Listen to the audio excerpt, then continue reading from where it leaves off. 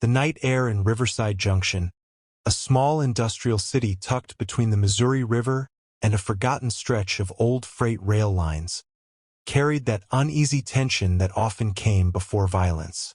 Streetlights flickered with a sickly buzz, fighting to illuminate the cracked pavements, and the silence felt like a held breath waiting to be shattered. And it did in an instant. The hook remained the same. The action remained the same. A single moment, a single choice, a single act of kindness that would almost destroy a man's life. Aiden Brooks, a tall, broad-shouldered black man in his early 30s, had never been the kind of person who ignored trouble, even when he wished he could.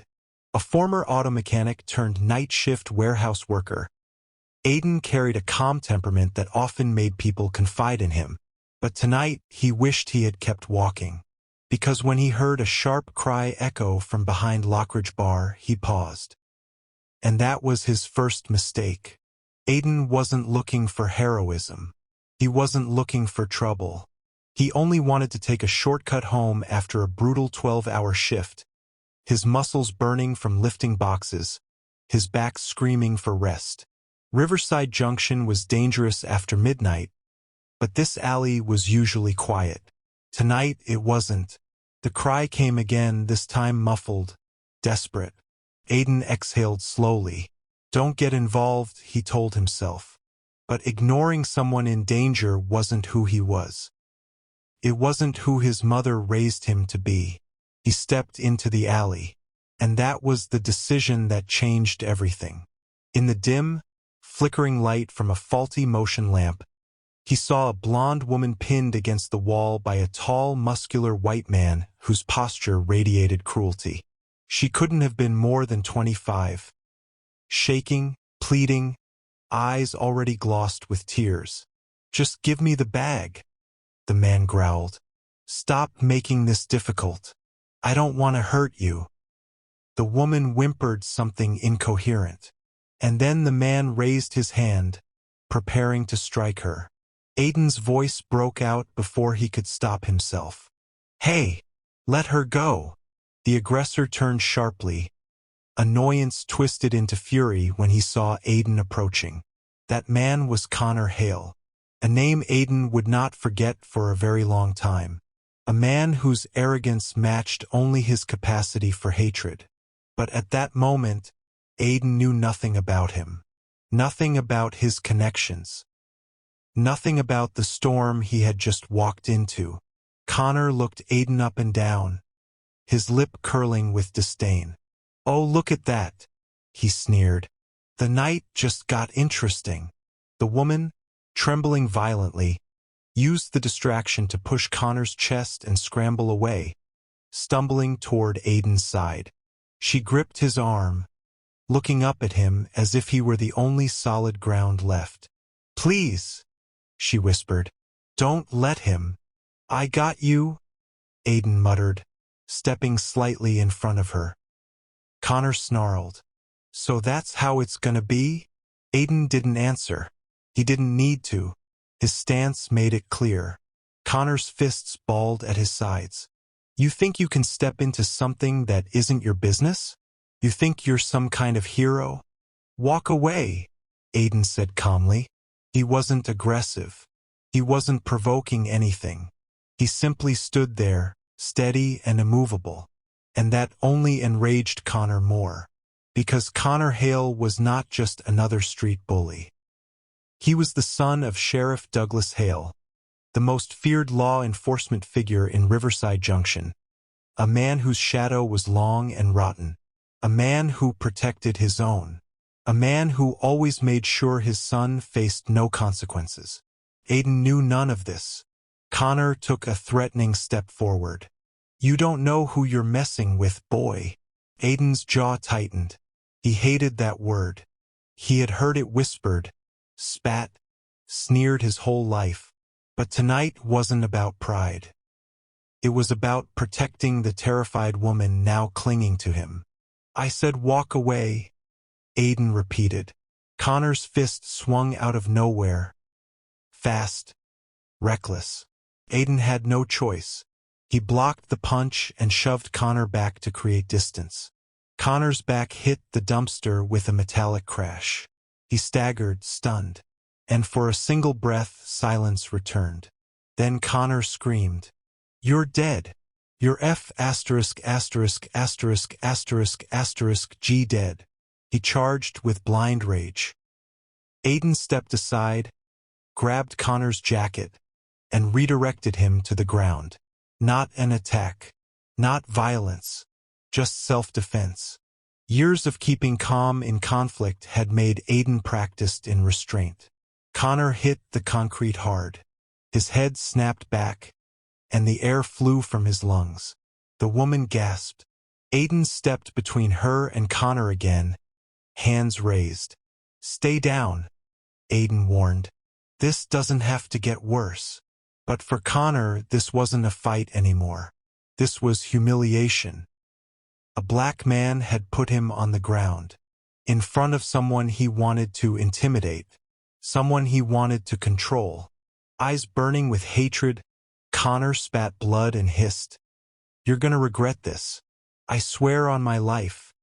You're gonna wish you never stepped in tonight." He scrambled to his feet and backed away, but not out of fear. No, Connor was smiling. Aiden felt the first spark of dread. "You don't even know what you just did," Connor hissed before turning and disappearing down the alley.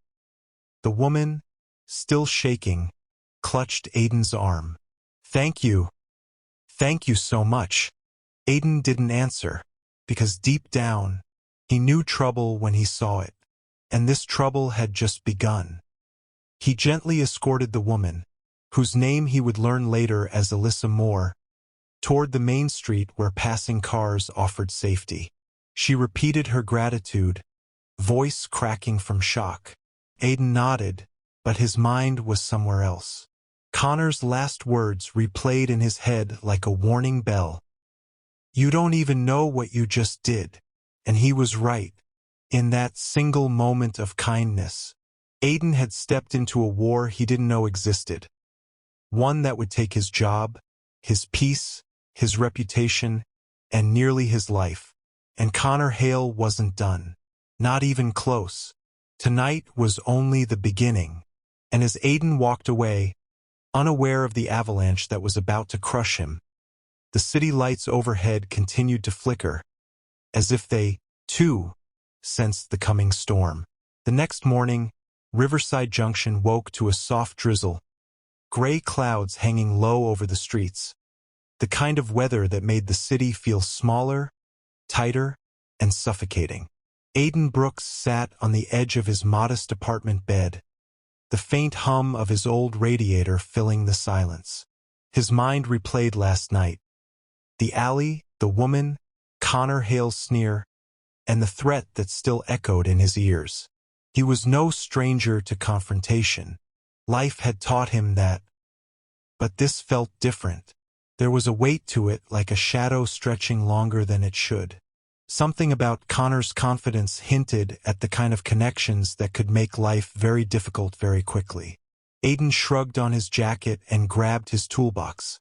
A day at the warehouse, normal work, some distraction, that's what he needed.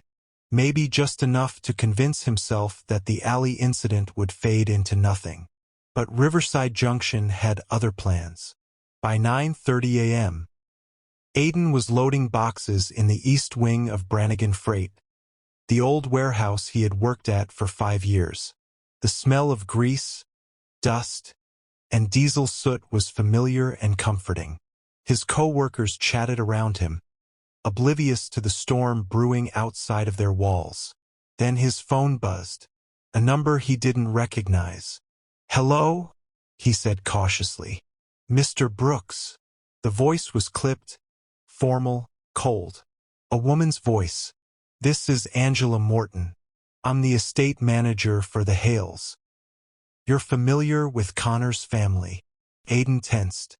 The name alone made his stomach knot. "Yes, I know of them. How can I help?"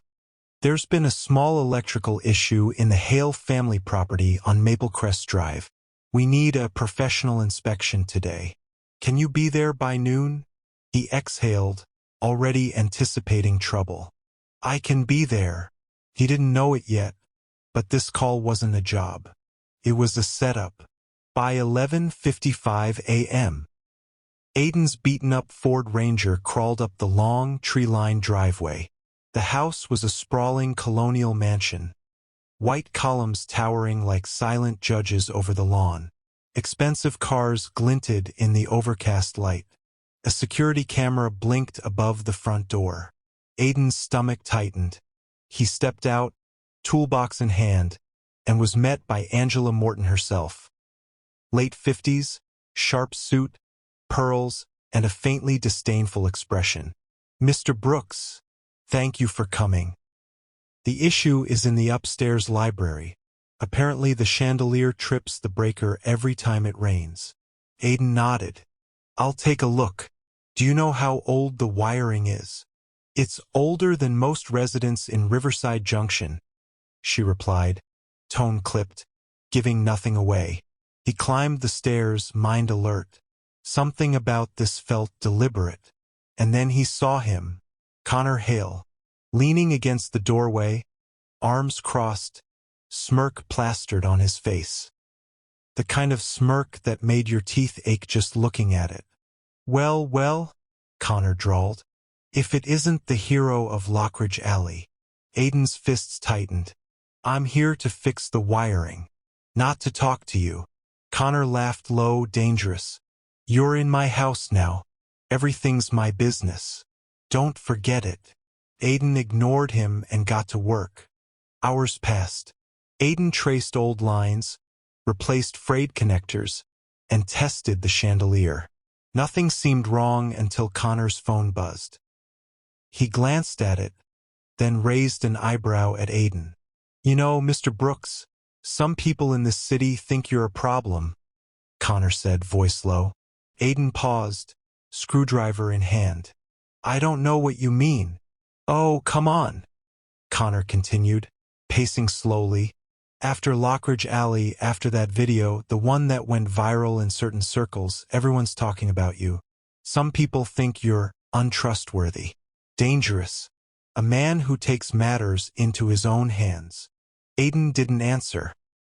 He finished the inspection, wrote up a report, and left. No confrontation, no acknowledgement, just facts, his hands steady, his head high. But the seeds of the trap had been planted. By the time Aiden returned to his small apartment, his phone was exploding with notifications. Social media posts, blog articles, whispers, rumors, all painting him as a reckless vigilante, someone who stepped outside his bounds and brought chaos to the city's elite. Even worse, he noticed comments about Alyssa Moore, the woman from the alley, as if she had been part of some calculated scheme. Anger, frustration, and fear all tangled in his chest. He didn't know how far Connor and his family would go. But one thing was clear. The city was watching, and he had just become a target. A knock at the door broke his spiraling thoughts. He opened it to see a woman leaning casually against the doorway, barefoot as always, hair pinned loosely. Clara Bennett, a local artist who had been quietly observing Aiden for weeks. You okay? She asked, voice calm but not distant. Aiden shook his head, frustrated. They're making me the villain. Connor Hale, his family, everything. Clara stepped in, closing the door behind him. I know, but you're not alone. You handled that alley like a pro, and that's exactly why they're scared of you. They want you to flinch, to step back. Don't give them that. For the first time that day, Aiden felt a flicker of relief. He wasn't going to face this alone. Then what do we do? He asked. Clara smiled faintly. We fight smart, not just with hands, with strategy, with people who see the truth. By sunset, Aiden had realized the fight was bigger than he anticipated. Connor had unleashed an invisible war. His reputation, his safety, and even his chance at quiet happiness were under siege. Every job he took now carried scrutiny. Every step he made was measured, watched.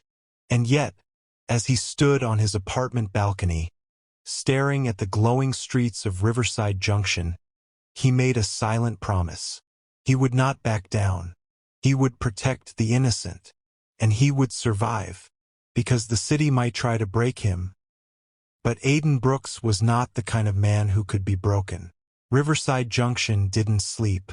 Rain fell in thin sheets, hitting the streets like tiny percussion, tapping the rooftops, turning alleys into rivers.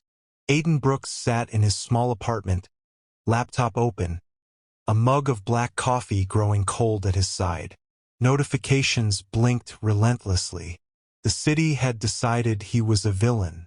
Every local blog, every neighborhood gossip page, even the Riverside Forum, a quiet corner of online discussion, was buzzing with his name. Brave or reckless? Alley incident sparks fear. Who really is Aiden Brooks?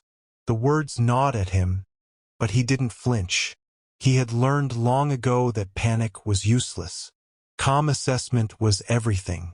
And then there was Clara. Clara Bennett leaned against the counter of Aiden's apartment, her laptop open. Paint stains marred her hoodie, hair pinned back haphazardly, but her eyes burned with purpose. First, we need to control the narrative, she said, not looking up. You didn't do anything wrong. They're twisting it. We need proof. Photos, witness statements, timelines. We need your truth online before they define it for everyone else. Aiden rubbed his temple. I don't want a war. I just want to work, to fix things, and to stay alive. Clara laughed, sharp and knowing. Newsflash, you're already in one. But that's okay. Some fights are worth it. Aiden looked at her. The city storm outside mirrored the storm he felt inside. But in her presence, he felt a strange steadiness. By noon, they received a call. A woman's voice, calm but firm. Mr. Brooks? This is Alyssa Moore. I think it's time we talk. Aiden frowned. Alyssa. She had been there that night in the alley, the one who witnessed Connor's threat. She wasn't just a passerby.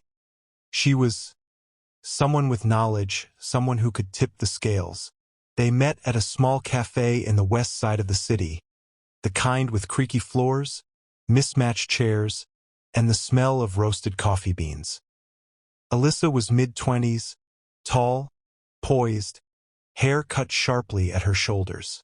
Her eyes were keen, observing, and they carried secrets. I saw what happened, she said, sliding into the booth.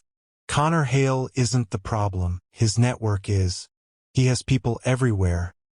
Social media accounts, influencers, old business associates. They're crafting a story, making you a target. Aiden's jaw tightened. Why tell me this? Because I can help. I know the city. I know the patterns. But you have to trust me. He hesitated. Trust had always been expensive. But the urgency in her eyes left no room for doubt. All right, he said. You're in. The public smear intensifies. Within 24 hours, Riverside Junction had a new headline. Alley hero or hidden threat. Aiden Brooks' shadow in Riverside. The blog dug deeper. Old images of Aiden's past jobs, cropped to suggest arrogance. Screenshots of social media posts implying recklessness. And worst of all, manipulated videos that hinted he had caused property damage. Clara worked fast, tracing the posts, documenting their origins, finding the accounts spreading misinformation. They're organized, she said. This isn't random. They've been planning it. Whoever controls perception controls power. Aiden's stomach nodded. He realized the fight wasn't just for reputation, it was survival. That evening, at the warehouse where Aiden had trained younger electricians, a familiar voice called his name. Boss! Devin, one of his apprentices, approached, nervously shifting from foot to foot. They're offering me money, Devon admitted. To step away, to say I saw things that didn't happen. I don't want to, but Aiden's heart sank. A betrayal so close hurt worse than any smear online. He took a deep breath. Devon, this isn't about money. It's about truth. And if we let them buy people off, we're finished. Do you trust me? Devon nodded, eyes wide. Yes, I trust you. Aiden put a hand on his shoulder. Then stand with me. Don't let fear talk for you. They worked through the night. Clara coordinated online evidence, contacting allies in local media. Alyssa used her connections to identify the orchestrators behind the smear. Aiden documented his work logs, videos, and client testimonials. By dawn, they had a blueprint. 1. Expose the manipulation, show who is behind the smear, how it was organized, and who benefits. 2. Highlight real impact, share stories of clients whose lives he had helped. 3. Stay visible, silence would be interpreted as guilt. Presence was key. Aiden leaned back in his chair, exhausted. Feels like we're fighting a hurricane. Clara smiled faintly. Hurricanes leave behind fertile soil if you survive them. The next day, an email arrived from a city councilwoman, Lucinda Park, known for advocating local businesses. We're watching. If you need support, Riverside Junction has your back. Don't let a few powerful people dictate your narrative. Aiden stared at the screen. The fight had grown. Now, it was not just about him, it was about proving integrity against power. Rain had stopped, but the streets of Riverside Junction were slick with leftover water, reflecting neon signs and car headlights like fractured mirrors. Aiden Brooks' phone buzzed again. Unknown number. He hesitated, thumb hovering. Then he answered. If you value your work, your life, stop digging into the Hale network. Step aside, or there will be consequences. The line went dead. Aiden swallowed. Clara leaned over his shoulder, scanning the text. They're escalating, she said softly. This is no longer just online. Someone's trying to intimidate you. Later that night, Devon called frantic. Boss, the warehouse. Someone broke in. They didn't take tools, but the wiring, the panels. It's all messed up. Could have caused a fire. Aiden gritted his teeth. Stay safe. Don't touch anything. Clara, we need cameras on every entry point. Alyssa, can you check if this is linked to the blog accounts or someone local? By midnight, they had a list of suspects. Employees, contractors, even journalists who had accepted bribes. A network designed to isolate Aiden, make him vulnerable. Miles away, Maya Sterling, Aiden's partner in business and heart, was already packing a bag. I'm coming, she said over the phone. I can't just sit while they target you. Carter Works isn't just yours, it's ours. Aiden felt a swell of relief and worry. He knew the risk, but her determination matched his own. The public narrative shifts. The smear campaign continued to gain traction. Riverside forums were full of speculation. Is Aiden Brooks dangerous? Why hasn't the city council intervened? He's hiding something, mark my words. Clara pushed back, organizing an emergency live stream. They gathered evidence, including security camera footage showing Aiden's innocence in every alleged incident, testimonies from seniors, single mothers, and small business owners who had been helped by him. Time-stamped logs proving the alleged recklessness never happened. Aiden went live, speaking calmly, clearly. I am not a project. I am not a symbol. I am a person who fixes things, and I do it because I care. These attacks, they are manufactured to divide us. I am still me, and I am still here to help. The city heard him. Slowly, the tide began to turn. The twist. Insider betrayal. The next morning, Aiden received a message from Devin. "Boss, I think someone inside the team leaked our plans. They know every move before we make it." Aiden felt his stomach drop. Not only were they facing external attacks, but there was a traitor close enough to sabotage them from within. Alyssa frowned. "This isn't random. Someone wants you dismantled, step by step." They had to act fast. 2 nights later, Aiden and Maya returned to the warehouse. Every corner was rigged with temporary cameras and motion sensors. They were expecting someone, but what they didn't expect was Connor Hale himself, stepping out from the shadows, flanked by 2 men. "Didn't think you'd be brave enough to show up together," Connor sneered. "But here you are, defying the system. You should have listened." Aiden squared his shoulders. Maya, calm and unwavering, stepped beside him. "We're not here to fight you," she said. "We're here to end this." Connor laughed. "End it? This is just the beginning." And then one of his men lunged. But the cameras had already recorded everything. Devin triggered an alert, and city police arrived moments later. The men scattered, but the evidence was undeniable. Connor's gang had been orchestrating intimidation and sabotage. The video from the warehouse went viral. Headlines shifted. "Alley Hero exposes criminal network." "Riverside Brooks and Sterling. Courage under fire." City residents rally behind local entrepreneurs. The smear campaign collapsed under its own weight. Supporters flooded in, both online and in person. Aiden and Maya had survived the storm. Not just the metaphorical one, but the literal, dangerous, and personal attacks that had tried to break them. The morning sun glinted off the wet streets of Riverside Junction, a calm after the storm, but Aiden Brooks and Maya Sterling felt no real calm.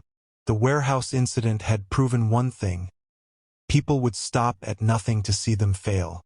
Yet, the public vindication had given them leverage. Community leaders, business owners, and even local officials reached out. Invitations to speak, to consult on city projects, to participate in mentoring programs arrived in droves. Aiden sat at his workbench, surrounded by blueprints, wiring schematics, and his ever-present toolbox. Clara and Devin hovered nearby, both equally excited and cautious. Maya paced in the corner, tablet in hand, sketching ideas for the combined design and repair studio expansion. By noon, Aiden and Maya met with Councilwoman Hernandez in a small, sunlit office downtown. "We've seen your work firsthand," Hernandez said, eyes sharp and deliberate. "The city has several public housing units in dire need of electrical and infrastructure upgrades. The residents deserve safe, efficient living spaces. We'd like Carter Works to lead the initiative, and we want you both visible in the project." Aiden blinked. He had never imagined that his small business, built from grit and honesty, would scale to city-level projects. Maya, however, didn't hesitate. "This is exactly what we've been working toward," she said, calm but forceful. "We can bring both repair expertise and community engagement. The residents will not just get fixes, they'll get empowerment." As the city project gained momentum, new challenges surfaced. Not all old-money families were pleased. Connor Hale had vanished after the warehouse debacle, but his influence remained. Emails, thinly veiled threats, and passive-aggressive city committee notes arrived at their inboxes daily. One evening, Aiden's phone buzzed with an anonymous text. "City contracts are not for people like you. Step back before someone else gets hurt." Aiden showed the message to Maya. She frowned but remained unwavering. "We've survived worse," she said. "And now it's public. You're not alone anymore." Meanwhile, Carter Works began holding weekend workshops in Riverside Junction. Seniors, single parents, young adults, Anyone with curiosity or a problem to fix came to learn. Maya integrated art and design into the lessons. Painting electrical boxes, designing community murals, adding aesthetic value to functional repairs. One afternoon, while teaching a group of teenagers to repair circuit panels safely, Aiden noticed a young girl staring at him intently. "Are you really the same guy who fixed my neighbor's whole house last month?" she asked. "Yes," Aiden said, smiling. "And you can do it too." Her eyes lit up. In that moment, he realized that the ripple effect of their work was bigger than any smear campaign, bigger than any city council. But not all was calm. Alyssa discovered discrepancies in the city project plans, subtle reroutes in material orders, unexplained delays in equipment shipments. Someone within the city's contracting office was trying to sabotage their efforts. Aiden called a late-night strategy session with Maya, Devin, and Clara. "We're being set up," Aiden said firmly. "Someone doesn't want this project to succeed. We need to trace it from the inside out." Maya leaned forward. "Then we expose it, publicly if we have to. We've done it before and we'll do it again. But we move smart, not reactionary." Amid the chaos, Aiden and Maya found fleeting moments of normalcy. One rainy evening, after a long day of inspections, they sat in their studio sipping coffee. "You know," Maya said, tracing a finger across the paint-stained counter, "I never expected this life, never imagined us here." Aiden nodded, hands wrapped around his mug. "Neither did I, but it feels right. Even when it's impossible." She smiled. "It's terrifying and exhilarating at the same time." He reached out, brushing a strand of hair from her face. "Exactly." Their partnership, professional, personal, emotional, had become a rare equilibrium, and it was being tested in ways they could never have anticipated. The dawn was gray and heavy with humidity in Riverside Junction.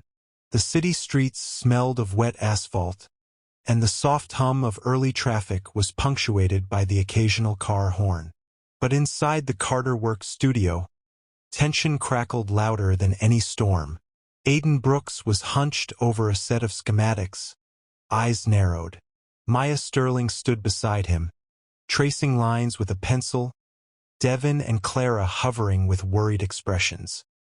Someone knew exactly when and where to tamper with the wiring at the public housing units, Aiden muttered, jaw tight. "It's too precise to be random." Alyssa, sitting on a stool with a laptop open, chimed in. "I cross-checked the access logs. Every suspicious move came from a single internal account, city-approved credentials. Someone is using their clearance to sabotage us." Maya ran a hand through her hair, frustration sharp in her voice. "We've got the community depending on us. We can't let one insider take them down. And we need to find out who before it's too late." By noon, the first housing unit inspection was underway. Aiden walked through the corridors, toolbox in hand, checking fuses and breakers. Maya followed, notebook ready to document everything. Suddenly, a loud boom echoed through the unit. Smoke poured from the ceiling vents, sprinklers activated, and residents screamed in panic. Aiden's heart sank. He sprinted toward the source, dodging falling plaster. Flames licked the wiring conduits, clearly a deliberate overload. "Everyone out! Now!" he shouted, directing residents to safety. Maya grabbed her phone, recording the scene, noting the wiring tampered with, signatures of someone who knew Carter Works standard procedures. By the time fire crews arrived, the damage was contained, but the message was clear. Their opponents were escalating. Later that night, a mysterious email appeared in Aiden's inbox. "I didn't want it to go this far. The sabotage is real.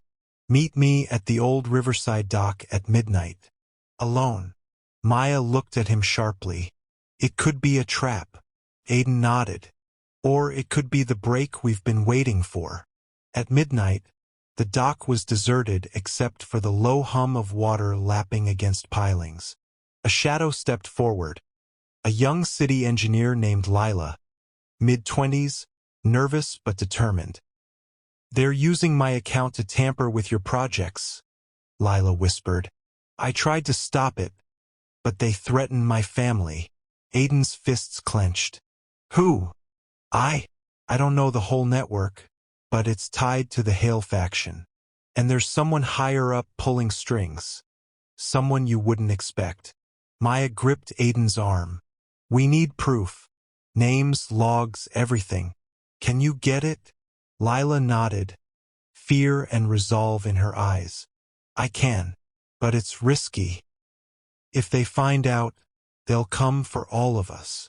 Back at the studio, Maya and Aiden worked through the night, poring over city access logs, building a digital map of the sabotage network. Every lead pointed to one thing: someone high in city management and old money circles, protecting their own interests. "Why do they care so much about us?" Aiden muttered. Maya sat back, exhausted but steady. "Because we prove they aren't untouchable. Because we built something from nothing, and we didn't ask permission. That scares them." Aiden ran a hand over her hair, tiredness etched into his face. "And it's not just business anymore. It's personal." Maya smiled softly. "Exactly. And we're not backing down. Not now." The next morning, a surprising visitor appeared at the studio, Councilman Victor Hayes, a longtime rival of the Hales, known for his political cunning.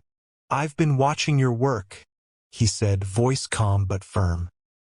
"And it seems you've ruffled the wrong feathers.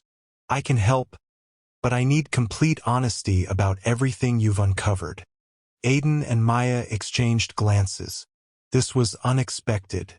Could they trust him? "Show us your cards," Maya said, "and we'll show you ours." By evening, the trio had mapped out a strategy: expose the insider sabotage publicly, protect the community projects, and leverage media coverage to neutralize the old money influence. The sun had barely risen over Riverside Junction when Maya and Aiden arrived at the studio. Coffee cups in hand, they exchanged a quiet glance. Today was the day they went public. Maya tapped her tablet nervously, scrolling through a draft press release.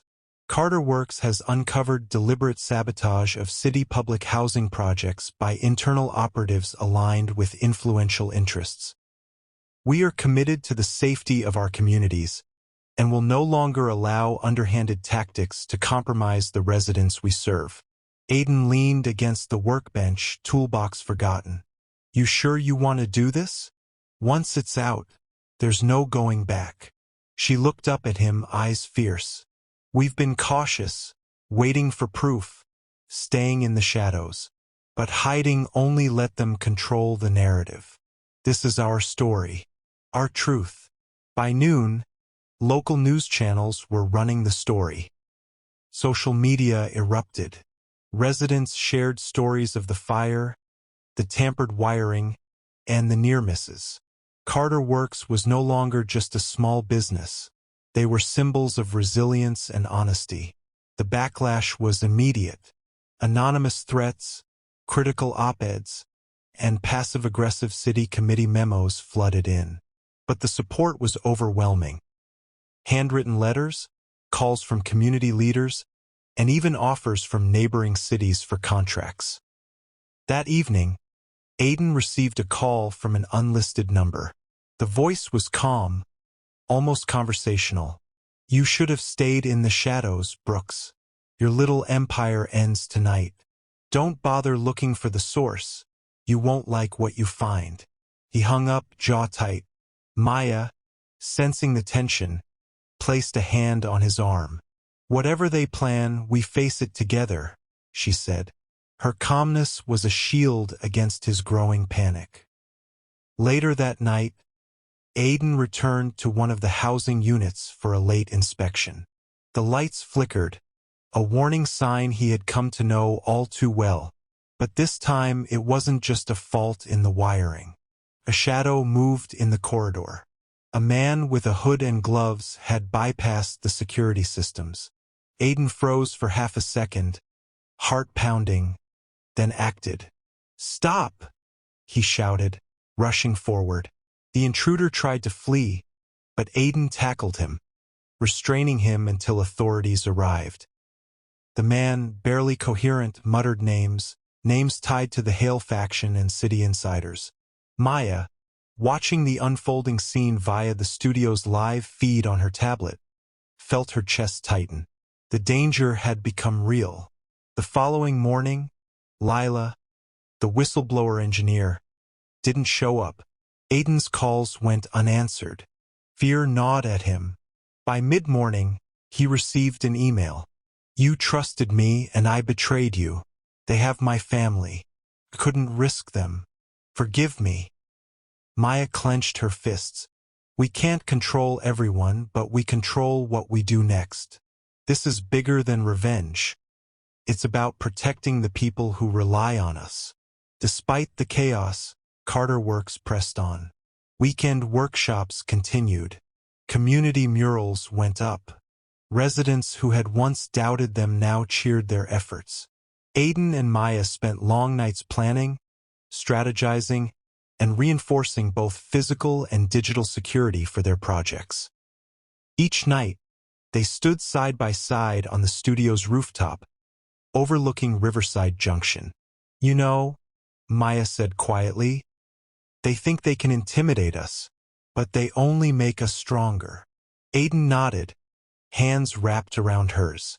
"We've survived fires, sabotage, and threats. Nothing will stop us now, not if we stay together." Rain poured relentlessly over Riverside Junction, the streets shimmering like rivers of silver. Lights flickered in the distance as power grids strained under the storm. Inside the Carter Works studio, Maya Sterling and Aiden Brooks were hunched over a cluster of monitors, mapping out citywide power failures, noting where sabotage had taken hold. Devin and Clara flitted between workstations, relaying reports from the field. "This isn't just a few units anymore," Aiden said, voice low. "Someone's targeting multiple neighborhoods at the same time. Whoever's behind this has resources and patience." Maya rubbed her temple, scanning the logs. "We've got names now, city engineers, contractors, and one political operative who's been funneling info to the Hale faction. If we don't move fast, people could get hurt." At noon, local news flashed across multiple channels. Riverside Junction power outages linked to suspected sabotage. Residents advised to stay indoors. Authorities investigating. Messages poured in from residents. Panicked calls, texts, and social media posts. Carter Works phones buzzed incessantly. Maya's heart raced. She realized they had crossed a line. Now their response wasn't just about reputation, it was about safety. Through Lila's retrieved logs and their own investigative work, Carter Works finally pieced together the full scope. City-approved engineers had been rerouting circuits, creating overloads in public housing. Contractors linked to old-money families were falsifying maintenance reports. A high-ranking political figure had been tipping off the faction whenever Carter Works was scheduled for inspections. Maya clenched her fists. "This isn't just sabotage. It's a controlled attack on the city and our work. And they've been doing it for months." Aiden slammed his hand on the desk. "We have the proof. Now we need to hit them where it hurts." Exposure. Carter Works mobilized a citywide response.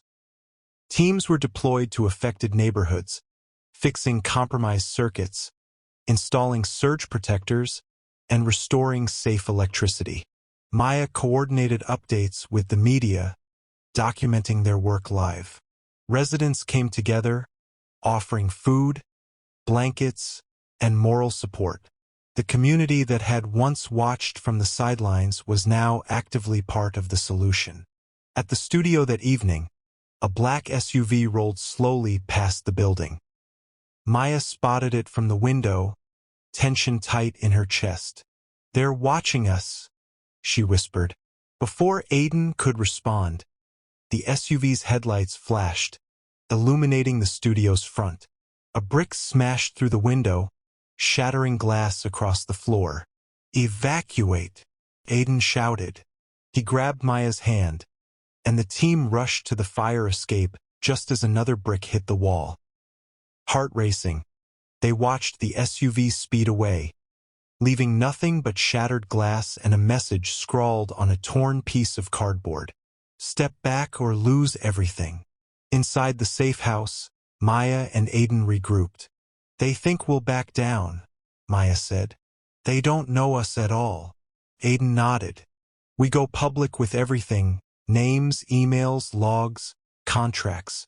We show the city exactly who's behind this. Transparency is our weapon." Maya agreed. "And we continue the work. Every neighborhood we've been keeping safe, we double down. They want fear, we give action." At midnight, Lila appeared, bruised and tired but alive. "They knew I'd talk eventually," she said. "But I brought the last piece, a complete internal email chain linking the operatives to the faction. It's damning." Maya grabbed the folder, scanning it quickly. Her eyes widened. "This is enough. Enough to bring them down legally and in the court of public opinion." Aiden exhaled, gripping her shoulder. "We finish this together. No hesitation." Rain drummed against the studio windows again, a relentless rhythm matching the pounding in Aiden Brooks' chest. Maya Sterling and Aiden sat side by side at the workbench, the folder Lila had brought spread open between them. Each email, each log, each signature told the story of a network trying to control the city through fear, sabotage, and silence. "We have everything," Aiden said, voice steady despite the tension. "Names, dates, emails, even bank transfers. This is a full picture of the operation." Maya nodded, scanning her tablet.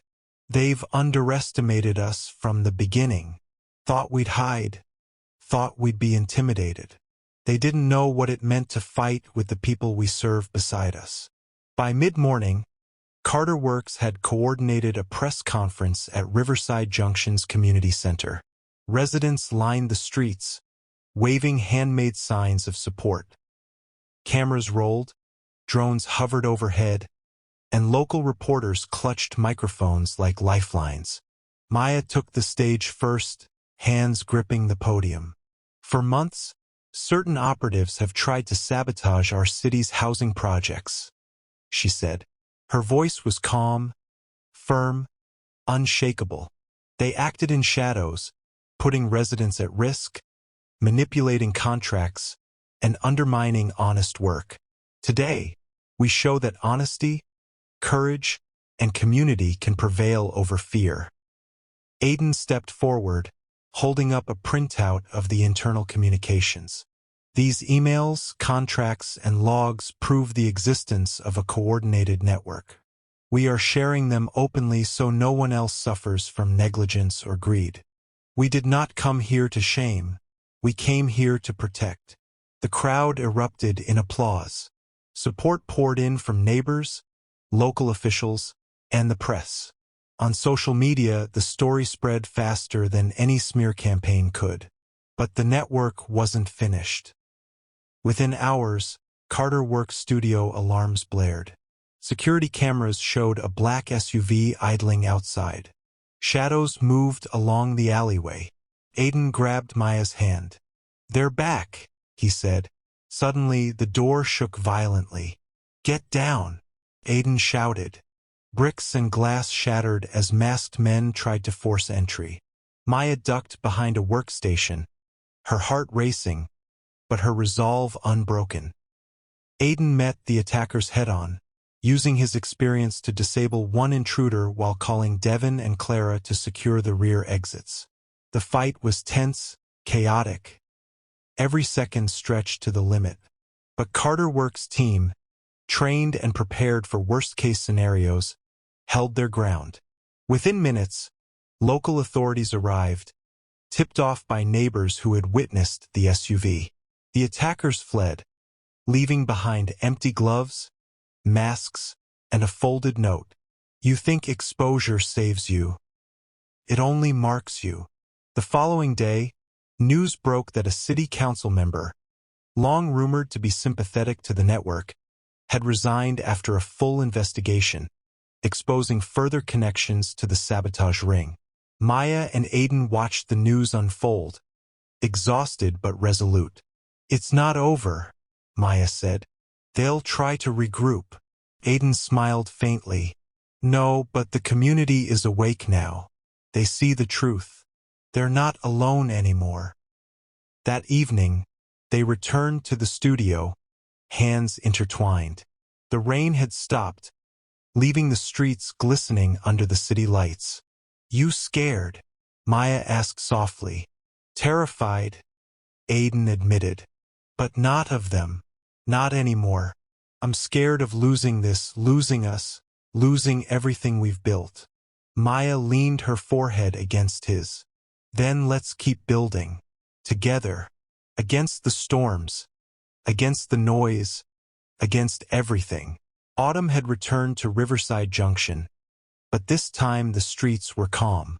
Golden leaves spiraled slowly to the ground, the wind carrying a crisp promise of renewal.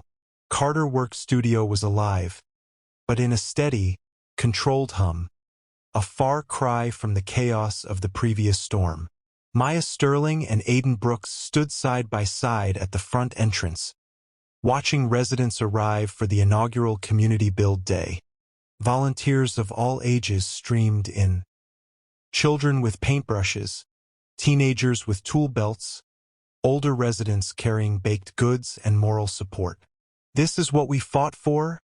Maya said softly, letting the wind lift strands of hair across her face. Aiden nodded, eyes scanning the crowd. Not just for us, but for everyone. For the city that believed in us when the noise tried to drown us out. Weeks of legal work, public exposure, and investigative journalism had paid off. The sabotage ring had been fully dismantled. Engineers dismissed, contractors blacklisted, political operatives facing inquiries. Riverside Junction's neighborhoods were safe again, and Carter Works' name became synonymous with integrity, courage, and community building. Local media ran the story. Carter Works and Riverside residents restore trust. Community powerfully reclaims its voice.